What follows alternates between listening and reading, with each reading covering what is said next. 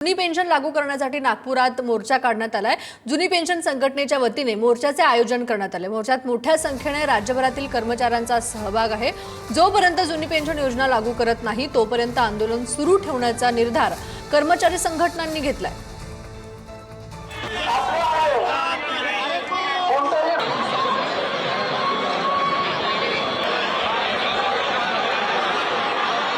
सरकारी कर्मचाऱ्यांना जुनी पेन्शन लागू व्हावी या मागणीसाठी आज नागपुरात भव्य मोर्चा विधान भवनावर काढण्यात येत आहे।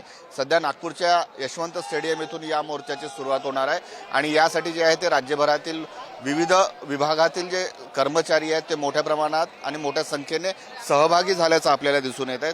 आपल्यासोबत आहेत खांडेकरजी, काय सांगाल? मोर्चाची मागणी तर जुनी पेन्शन हीच एकमेव मागणी आहे।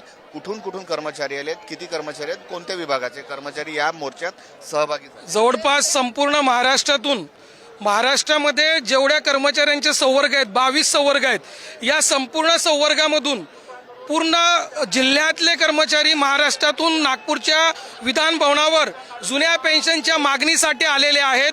आणि तुमच्या माध्यमातून सरकारला मी सांगू इच्छितो की या कर्मचाऱ्यांचा आवाज आहे, कर्मचाऱ्यांची मागणी जुनी पेन्शन आहे आणि ती जुनी पेन्शन योजना 1982-84 ची लागू करावी हीच प्रमुख मागणी आहे। आणि महाराष्ट्रातल्या संपूर्ण जिल्ह्यातून सर्व संवर्गाचे कर्मचारी आहेत।